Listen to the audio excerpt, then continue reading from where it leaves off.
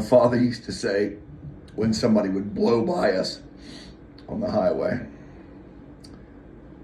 the roadways, the highways and byways, whatever, he'd say, "That's all right, son.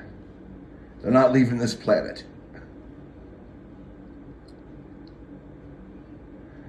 I guess, okay. A little closer to home, though, a little bit more poignant and what have you. If we'd be driving around town, whatever, we'd get our doors blown off. He'd be like, he'd turn to me and say, "That's all right, son. We'll catch him at the next red light." And by golly, 8, 9 times out of 10, they were at the next red light. We pull up alongside them.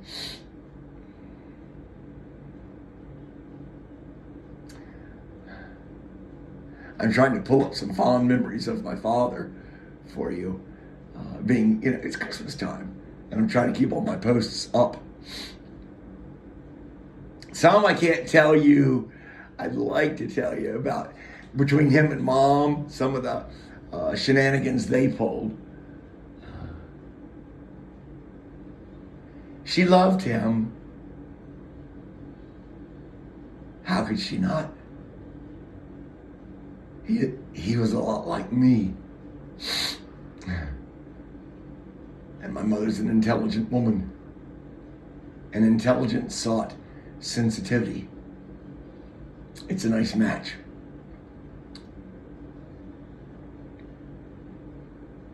And he needed to be needed. And he knew he could trust Mom. I'm speaking from my earthly father, yes. He knew he could trust Mom in his heart, with his heart. Yes. They loved each other in their own way.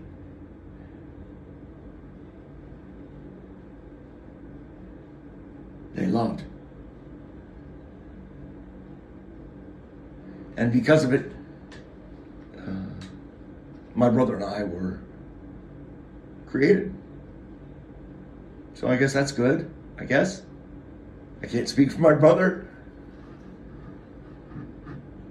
For me, all I can say is, I guess that's good.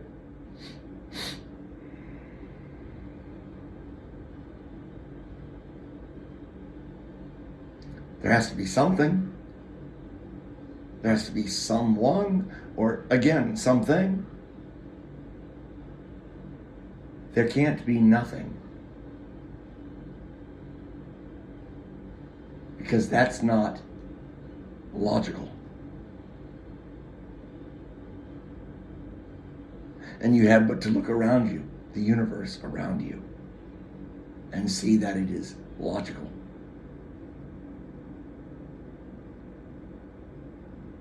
So there must be something. And if there's something, there must have always been something. Or there would have always been nothing.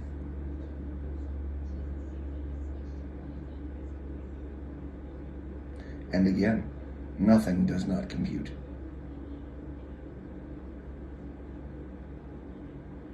For the very fact, if none other, that I am here speaking to you, and you are hearing my words. There cannot be nothing.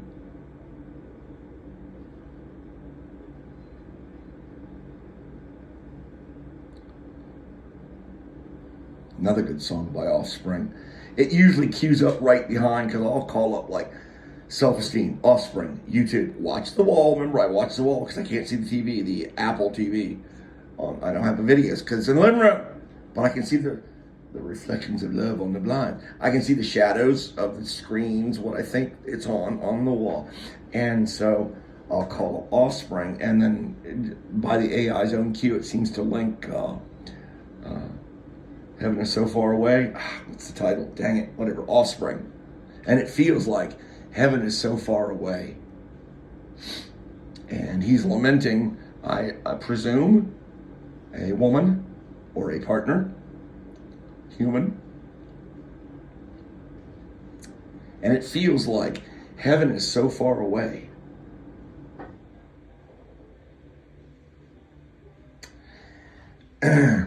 Keep talking, because otherwise the AI will pick up, because I got it just loud enough for that. song in the background. I'll give you a second. I think you can pick it up. So, yeah.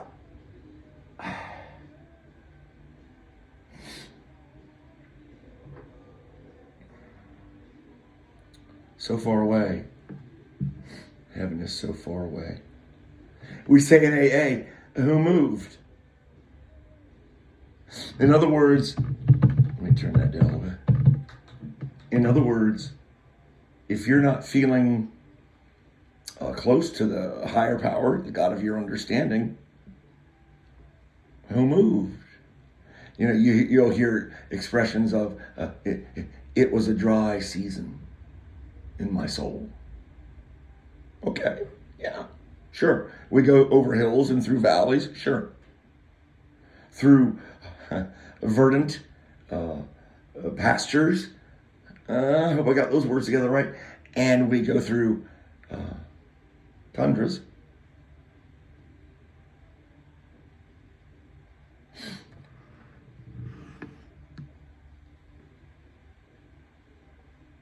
If the one who says I am is immutable, who moved? Well, they couldn't have, because they are who they are. They do not change. So if they do not change, they did not move from the relationship with you. You did. You moved away.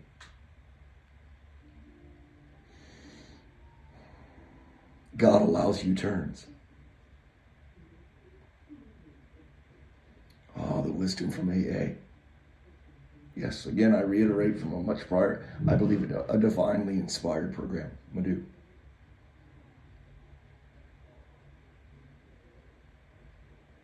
And now, the real reason for this post. Oh, it's Christmas week. I'm character assassinating people left and right. Both friends. Well, I don't really have friends. No, I don't. And if you call me your friend, you're wrong. I have a wingman. That's it. I don't let people close to me. The ones I have disappointed me as of late.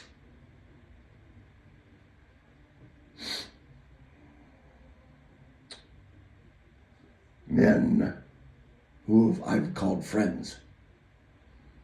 Oh, I've been chopped at the knees a couple of times, right out from under me, as if death itself wielded that scythe and clipped me just below the knees. Yeah, it's all good. Here I am, bubbly me, jovial John, Mr. Transparency, Mr. Wonderful. What other great accolades can you bestow upon me that you feel I'm worthy of? Cute. Well, super cute. Sexy voice. Come on, ladies. Are you done with the diarrhea yet? I mean, you got past the upset stomach. Now you can... It's like eating mushrooms, okay? If you want to take the journey, you've got to pay the fare. All right? So if you come back from the bathroom after blowing, because I've upset your stomach so badly, then have a seat. You know, you might want to pick a seat that's not, prone to absorbing things. So, yeah, and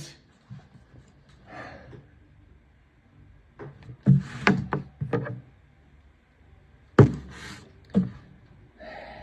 real reason for this post, no, that was all fluff. All fluff. It was a smokescreen. Denise. I'm sorry. I'll do it over here. Denise. Yes. Denise, one of the other tribe. Yes. She's some kind of, I don't know what she is to me, really, if you want to know the truth.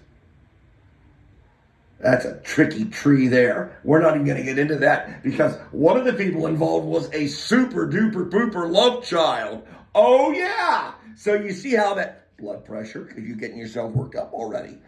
So that you want to talk about skewing the flow chart? Yeah, I'm talking way down the line, at the end of the Caboose love child. Yeah, that kind of love child.